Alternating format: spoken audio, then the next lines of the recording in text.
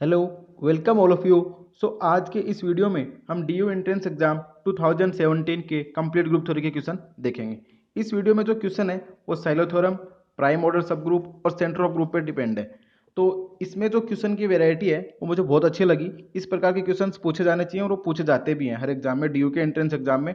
तो आप यहाँ से देखेंगे कि साइलोथ्योरम को कैसे एप्लीकेबल करते हैं और प्राइम ऑर्डर के सब ग्रुप होते हैं उनके क्या रिजल्ट होते हैं, वो अपने को ध्यान में रखना है। ग्रुप थ्योरी में यही क्या इंपॉर्टेंट है, प्राइम ऑर्डर से रिलेटेड ग्रुप होते हैं तो उनके काउंटर एग्जाम्पल क्या होते हैं और उनके रिजल्ट्स क्या होते हैं, उनके बेसिस पे हम क्वेश्चन को करने का कोशिश करेंगे। आइए देखते हैं यहाँ पे क्वेश्चन किस प्रकार से गिवन है।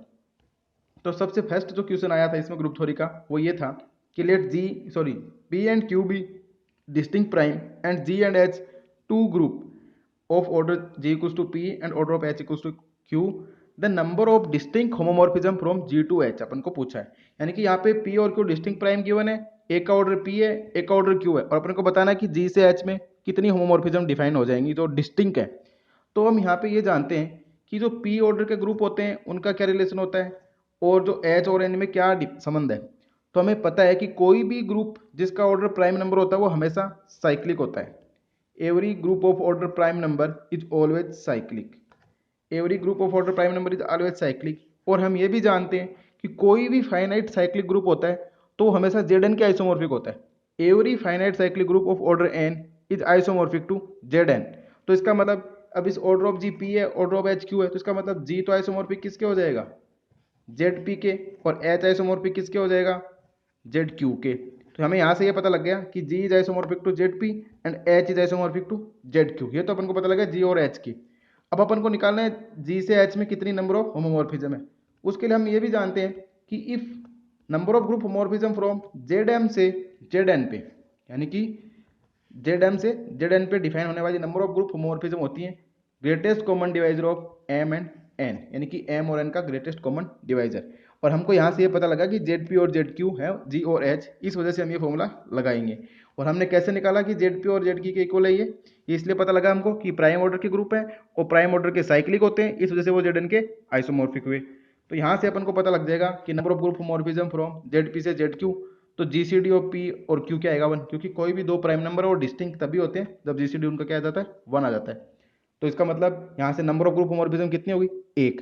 तो G equals to order of G equals to P and order of G equals to Q, तो जी से एच पे डिफाइन होने वाले जो ग्रुप होमोमॉर्फिज्म है उनकी संख्या कितनी है, वो 1 है। तो इसका आंसर क्या हो जाएगा 1, यानी फर्स्ट ऑप्शन इसका क्या हो जाएगा ट्रू। तो हमने यहाँ पे देखा कि कैसे नंबर ऑफ ग्रुप होमोमॉर्फिज्म निकालते हैं, तो उसका फॉर्मूला भी हमें पता लग गया। और ऑर्डर प्राइम नंबर होता है तो वो साइक्लिक होता है और जेड एन के आइसोमॉर्फिक होता है। तो आइए अब नेक्स्ट क्वेश्चन और देखते हैं।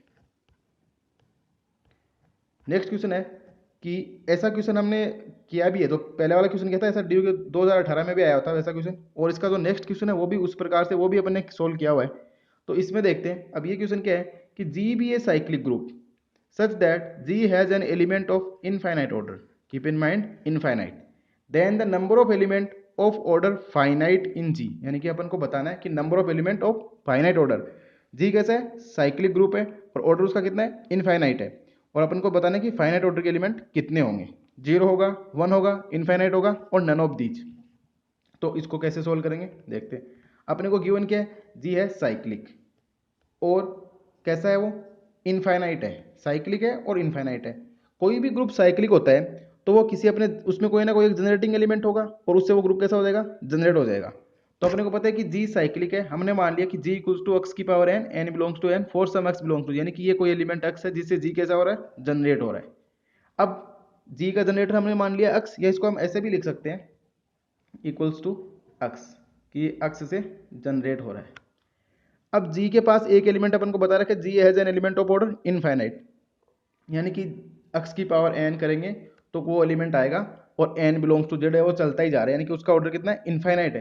तब उसका ऑर्डर इनफाइनाइट है, इसका मतलब जी का ऑर्डर भी क्या हो जाएगा, इनफाइनाइट। ये तो ऑब्वियस बात होगी ना, कोई एलिमेंट है उसके पास इनफाइनाइट ऑर्डर का है तो उसको जनरेट करने के लिए अपन को क्या चाहिएगा, एन की पावर यहाँ से एन की वैल्यू इनफाइनाइट तक जाएगी।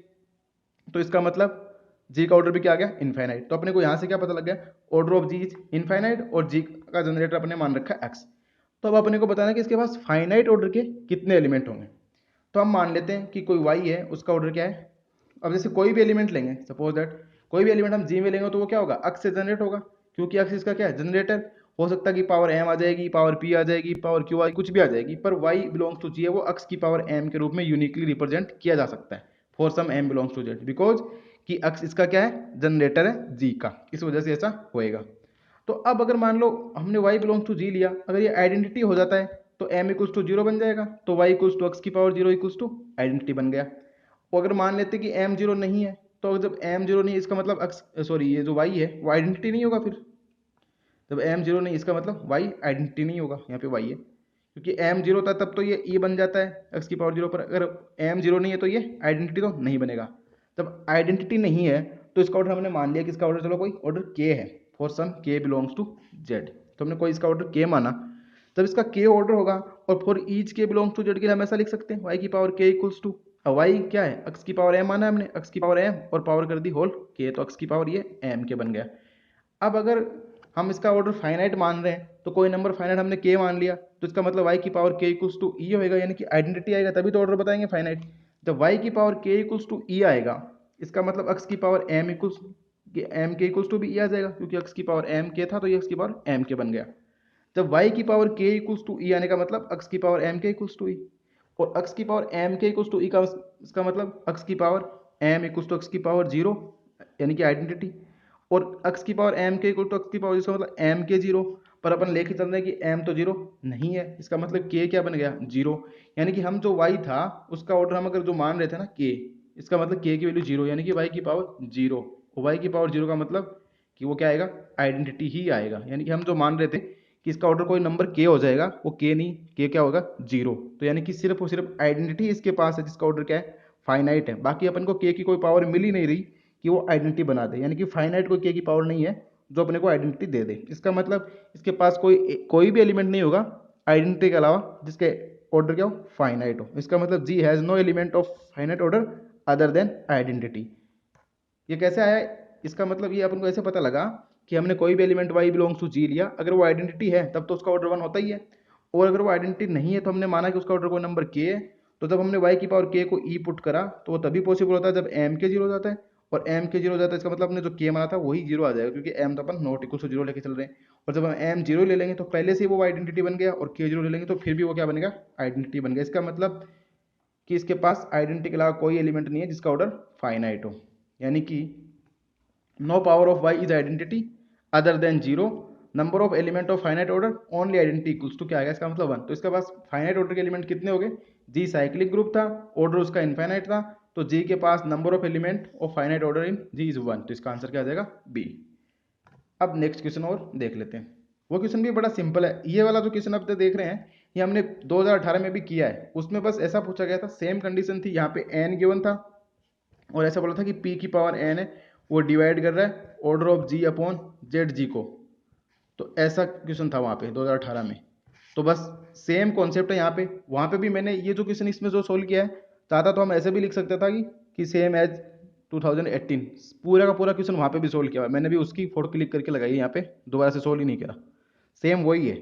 तो अब इसको देखते कैसे करेंगे कि G be a non abelian group, यानी कि जी कैसे अपने को गिवन है, नॉन अबिलियन, ऑर्डर उसका कितना है, p की पावर 3, यानी p क्यूब उसका ऑर्डर गिवन है, p is prime number, let Z G not equals to, यानी कि जेड जी नोट करता है सेंटर को, यहाँ पे जेड जी गिवन है, ये क्या बताता है, सेंटर ऑफ जी, और वो क्या है, आइडेंटिटी नहीं है।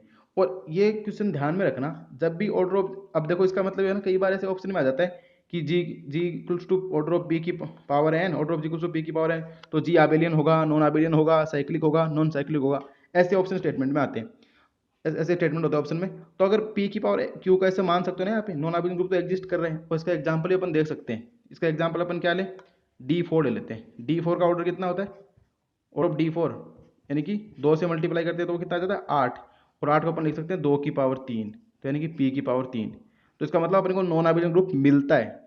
ये मैं इसलिए बता रहा हूँ कि ऐसी चीज़ें शॉर्ट नोट साइज अपने को पास होनी चाहिए ताकि अपन ऑप्शन को डिस्कार्ड कर सकें। तो इसका मतलब नॉन आबिलियन ग्रुप है ऑर्डर p क्यूब का, और प्री है प्राइम नंबर, और जेड जी अपने को गिवन है वो आइडेंटिटी नहीं है। तो बताना है कि सेंटर इसका p होगा, p स्क्वायर होगा, और g upon Z G cyclic होगा, और नन ऑफ द अबव। और हमने ये भी देखा था कि g अपॉन जेड जी कब साइक्लिक होता है, जब g आबेलियन होता है। इसका मतलब थर्ड ऑप्शन तो आप डायरेक्टली डिस्कार्ड कर सकते हो, ये हमने पढ़ लिया है कि g अपॉन जेड जी वो साइक्लिक तभी होता है जब g कैसा होता है, आबेलियन होता है, और अपने को यहाँ पे क्या गिवन है, नॉन आबेलियन। तो इसका मतलब थर्ड ऑप्शन तो गया, थर्ड ऑप्शन तो इसका ट्रू नहीं हो सकता। तो आइए अब एक एक ऑप्शन को चेक करते हैं। तो सबसे पहले अपने को गिवन है जी नॉन आबेलियन है, ऑर्डर उसका कितना है, पी क्यूब है, और पी प्राइम नंबर है, और Z G not equals to identity given है। और इसको अपन वैसे भी मान सकते हैं, अगर नहीं गिवन हो तो तब अपन क्या करते, अपन को पता है order of G equals to P की पावर एन, रिजल्ट होता है कि order of G equals to P की पावर एन है, और एन ग्रेटर देन 1 होता है, then order of Z G हमेशा ग्रेटर देन 1 होगा, यानी कि उसका सेंटर का ग्रुप होगा वो हमेशा एक से ज्यादा होगा। और यहाँ पे तो क्या दे रखा है, पी क्यूब दे रखा है। एक बात और कि जेड जी होता है वो सब ग्रुप होता है, और लैग्रेंज थ्योरम से हम जानते हैं कि सब ग्रुप होता है वो ग्रुप के ऑर्डर को डिवाइड करता है, यानी कि ऑर्डर ऑफ जेड जी है वो पी क्यूब को डिवाइड करेगा, क्योंकि जेड जी सब ग्रुप होता है। और ऑर्डर ऑफ जी अगर पी की पावर एन हो और एन ग्रेटर देन 1 हो तो उसके सेंटर में एक से अधिक एलिमेंट आएगा। यहाँ पे क्या दे रखा है, पी क्यूब दे रखा है, इसका मतलब जेड जी ग्रेटर देन 1 तो होगा ही होगा, ये वाला तो होगा ही होगा। अब हम देखें पी क्यूब है तो ऑर्डर ऑफ जेड जी क्या क्या हो सकता है, क्या क्या पी क्यूब को डिवाइड कर सकता है। पी क्यूब को 1 डिवाइड कर सकता है, पी डिवाइड कर सकता है, पी स्क्वायर कर सकता है, और पी क्यूब कर सकता है। पर 1 तो अपने डिस्कार्ड कर दिया कि 1 तो नहीं होगा, तो ऑर्डर ऑफ जी 1 तो नहीं होगा। अब माना कि पी क्यूब लेते, क्या पी क्यूब हो सकता है, जब हमने पी क्यूब लेंगे ऑर्डर ऑफ जेड जी, अगर पी क्यूब लेंगे तो वो ऑर्डर ऑफ जी के इक्वल ही हो गया, यानी कि order of G equals to order of Z G हो गया। और order of G equals to order of Z G तभी होता है, यानी कि G equals to Z G बन गया, और G equals to Z G बोलने का मतलब है कि जी कैसा हो गया, आबेलियन। पर जी तो अपने को नॉन आबेलियन गिवन है, इसका मतलब ऑर्डर ऑफ जेड जी अपन पी क्यूब भी नहीं ले सकते। पी क्यूब लेंगे तो क्या होगा, जी का ऑर्डर और सेंटर ऑफ ग्रुप का ऑर्डर दोनों क्या हो जाएंगे, सेम हो जाएंगे। और सेंटर का ऑर्डर और ग्रुप का ऑर्डर सेम तभी होते हैं जब जी कैसा होता है, आबेलियन होता है। पर अपने को यहाँ तो गिवन है जी नॉन आबेलियन, इसका मतलब अपन पी क्यूब तो नहीं ले सकते। जब पी क्यूब नहीं ले सकते तो दो केस तो घट गए, अब बचे क्या, पी और पी स्क्वायर। अब हम ले लेते हैं, चलो पी स्क्वायर मानते हैं, तो क्या होता है, जब ऑर्डर ऑफ जी अगर जेड जी सेंटर का ऑर्डर अगर पी स्क्वायर मानेंगे तो अपन quotient group G upon Z G निकालते हैं। जब quotient group G upon Z G निकालेंगे तो क्या बनेगा, order of G upon order of Z G. Order of G तो पी क्यूब है, और ऑर्डर ऑफ जेड जी क्या है, पी स्क्वायर है, तो P cube upon P square क्या आएगा, पी आएगा। तो यानी कि अब देखो कि कोई भी ग्रुप है उसका ऑर्डर क्या आ गया, प्राइम नंबर आ गया। और अभी थोड़ी देर पहले देखा था कि प्राइम नंबर का ग्रुप कैसा होता है, प्राइम ऑर्डर का ग्रुप कैसा होता है, साइक्लिक होता है। इसका मतलब order of G upon Z G P है, तो G upon Z G cyclic होगा, और every finite cyclic group isomorphic to Z है। यहाँ पे ऑर्डर किसका क्या है, पी, तो इसका मतलब जी अपॉन जेड जी किसके आइसोमॉर्फिक हो गया, जेड पी के। ये हमने अभी रिजल्ट देखा था थोड़ी देर पहले कि कोई भी ग्रुप होता है उसका ऑर्डर अगर प्राइम नंबर होता है तो वो क्या होता है, साइक्लिक होता है, और every finite cyclic group of order N is isomorphic to Z N. तो यहाँ से अपने को पता लग गया कि जो जी अपॉन जेड जी का ऑर्डर पी आ रहा है तो G upon Z G isomorphic to Z P हो गया, तो साइक्लिक बन गया। और हमने कल एक रिजल्ट देखा था इससे पहले वाले वीडियो में कि G upon Z G cyclic होता है if and only G is abelian, यानी कि G upon Z G cyclic if and only G is abelian. और जी तो अपने को गिवन है नॉन आबेलियन, इसका मतलब ये order of Z G P square मानना गलत हो जाएगा। क्यों, क्योंकि जब हमने ऑर्डर ऑफ जी को जेड जी को पी स्क्वायर माना था उस वजह से ही तो क्या आया है, जी अपॉन जेड जी का ऑर्डर पी आया है और साइक्लिक बना है, तो यानी कि ये मानना गलत है। इसका मतलब ऑर्डर ऑफ जेड जी क्या नहीं हो सकता, पी स्क्वायर भी नहीं हो सकता, पी स्क्वायर भी नहीं हो सकता, पी क्यूब भी नहीं हो सकता, और 1 भी नहीं हो सकता। इसका मतलब ऑर्डर ऑफ जेड जी क्या बचा, पी बचा, तो सेंटर ऑफ ग्रुप का ऑर्डर क्या हो जाएगा, पी हो जाएगा।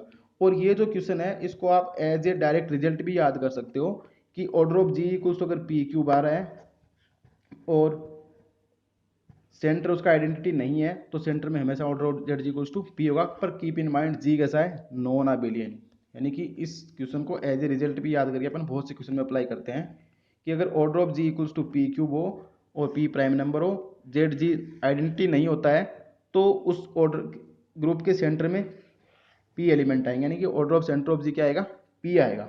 तो इसका आंसर क्या हो गया, पी आ गया। अब जो नेक्स्ट क्वेश्चन है ना वो थोड़ा ऐसे ही क्या है कि रिजल्ट बेस्ड है, और उसको पूरा सोल्व करें उसके थ्योरम्स को देखें तो बहुत टाइम लग जाता है। तो इसको मैंने रिजल्ट बेस्ड तैयार करा है, और इस क्वेश्चन को आप हमेशा ध्यान में रखना, हमेशा ध्यान में रखना कि इसकी जो प्रॉपर्टी के जो आंसर है उनको याद कर लेना है।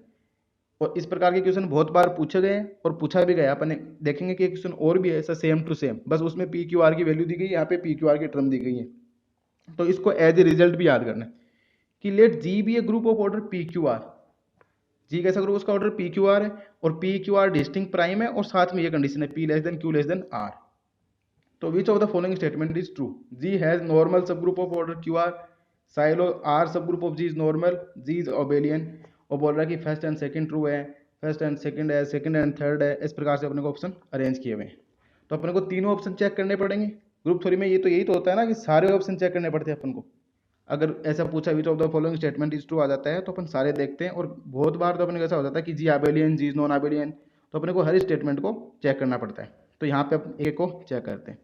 सबसे पहले अपन बात करें ऑर्डर ऑफ जी का, उनको क्या दे रखा है, पी क्यू आर दे रखा है।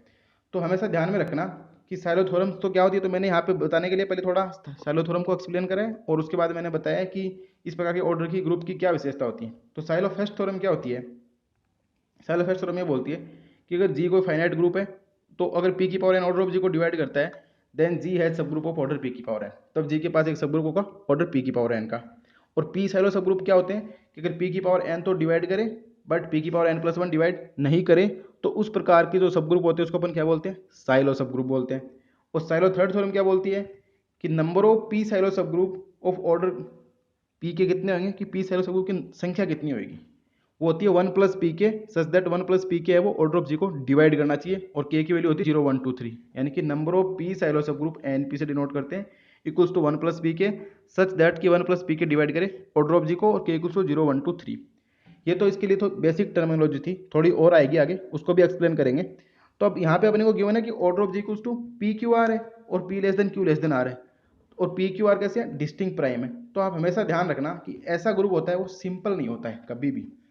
सिंपल ग्रुप बोलने का मतलब होता है कि G is said to be simple if G has only two normal sub group, एक तो आइडेंटिटी और एक खुद, यानी कि आइडेंटिटी और खुद के अलावा कोई भी उसके पास नॉर्मल सब ग्रुप नहीं होना चाहिए। अब अगर यहाँ पे ऑप्शन देखो तो बोल रखा है कि जी हैज साइलो सब group of order R and G has Sylow सब group of order Q R, तो दो साइलो सब ग्रुप दे रखे हैं, या तो मतलब क्या होगा आबेलियन हो जाएगा, या फिर अगर दोनों ऑप्शन ट्रू होंगे तो मतलब कि इसका कहने का मतलब कि सिंपल तो नहीं हो सकता। तो इस प्रकार का ग्रुप कभी भी सिंपल नहीं होता है।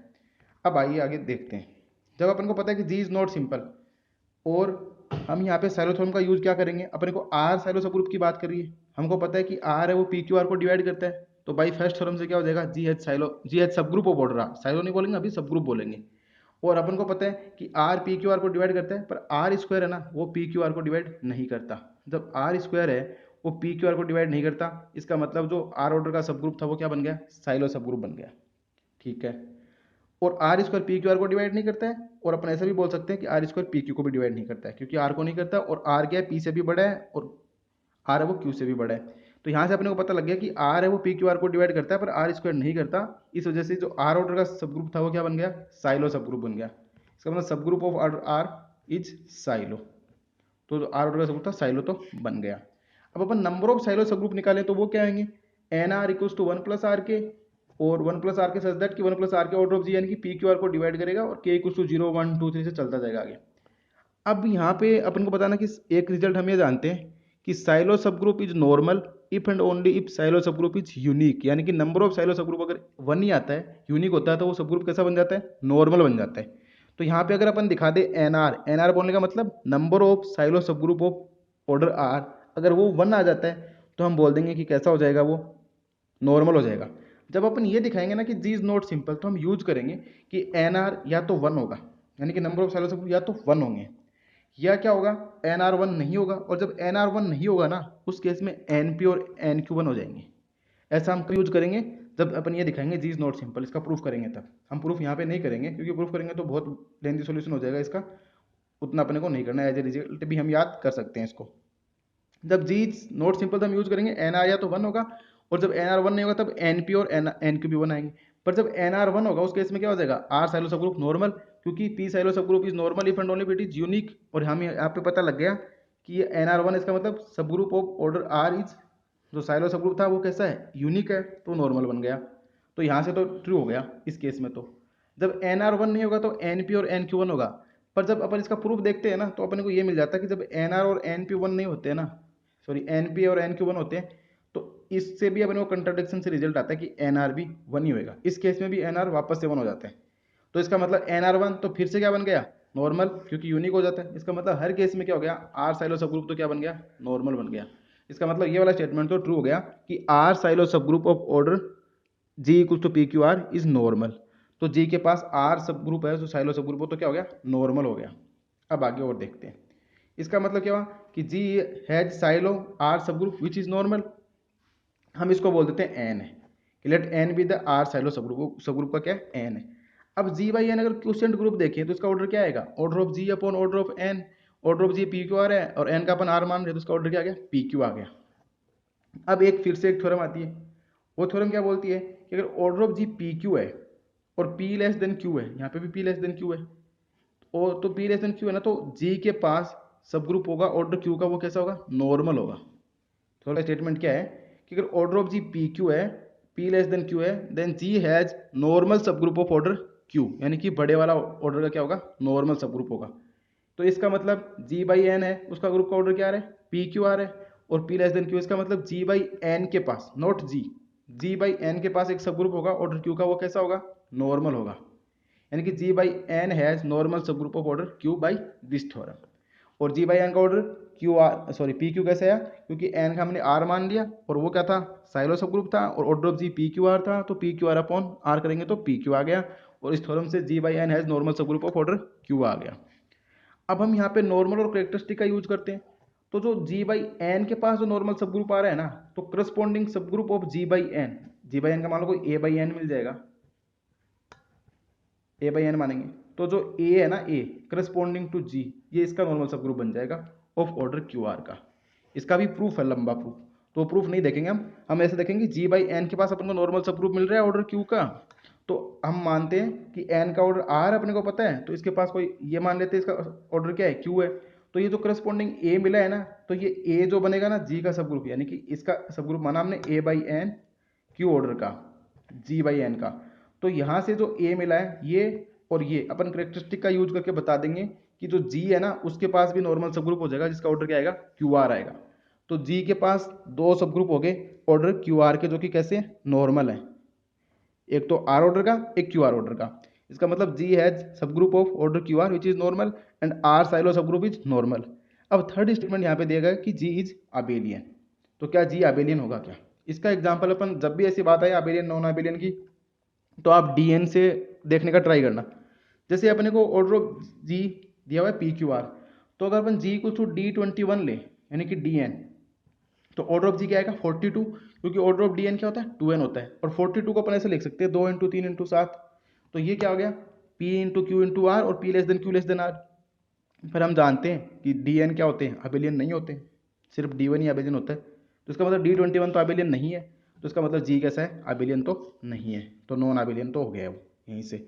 तो अपने को ये बहुत ही अच्छा क्वेश्चन था जिसमें 3-4 प्रकार के रिजल्ट यूज हुए थे, सिंपल नहीं है ये हुआ, और सिंपल बोलने का मतलब है कि ग्रुप के पास आइडेंटिटी और उसके अलावा कोई भी नॉर्मल सब ग्रुप नहीं है, और यहाँ से अपन को पता लग गया जी कैसा नहीं है, अबेलियन नहीं है। तो ऐसा क्वेश्चन आ सकता है, तो इसको आप एज ए रिजल्ट याद करेंगे ना कि ऑर्डर ऑफ जी को पी क्यू आर होता है, और P लेस देन क्यू होता है तो क्यू ऑर्डर का साइलो सब ग्रुप होता है, और पी क्यू आर होता है तो आर ऑर्डर का सब ग्रुप भी साइलो होता है, और क्यू आर ऑर्डर का भी साइलो होता है, और जी कैसा होता है, नॉन अबेलियन होता है। तो ऐसे क्वेश्चन से कंफ्यूज नहीं होना है, बल्कि ऐसे क्वेश्चंस को अपन इजीली हैंडल कर सकते हैं अगर ऐसे थोड़े स्टेटमेंट अपन को याद हो कि पी क्यूब होता है तो सेंटर में ऑर्डर में पी आएगा बस, और पी क्यू आर होता है तो आर ऑर्डर का भी साइलो और क्यू आर ऑर्डर का भी साइलो, नॉर्मल हो जाएगा, दोनों नॉर्मल हो जाएंगे, और जी कैसा होगा, नॉन अबेलियन। तो जी अबेलियन तो नहीं होगा, ये भी ट्रू हो जाएगा, ये भी ट्रू हो जाएगा, तो फर्स्ट एंड सेकंड, तो ऐसा कौन सा ऑप्शन में, ओनली फर्स्ट एंड सेकंड, तो इसका ये आंसर आ जाएगा। तो इस वीडियो में हमने देखा कि कैसे centre of G, order of G equals to P cube है तो सेंटर में क्या आता है, order of G equals to P और क्यू दे रखे हैं। कोई ग्रुप अगर इनफाइनाइट ऑर्डर का है और उसके पास एक एलिमेंट इनफाइनाइट ऑर्डर का है, साइक्लिक है, तो उसके पास फाइनाइट ऑर्डर के एलिमेंट कितने होंगे। तो इस प्रकार से इस वीडियो को हमने इसमें देखे ग्रुप थ्योरी के क्वेश्चन। तो आई होप आपको ये समझ आएंगे कि कैसे हमने इसको सोल्व करा। तो इस प्रकार के और भी अच्छे अच्छे क्वेश्चन देखेंगे, और न्यूमेरिकल एनालिसिस के, रियल एनालिसिस के क्वेश्चन भी देखेंगे। So thanks for watching and keep continue watching exponential mathematics. Thank you.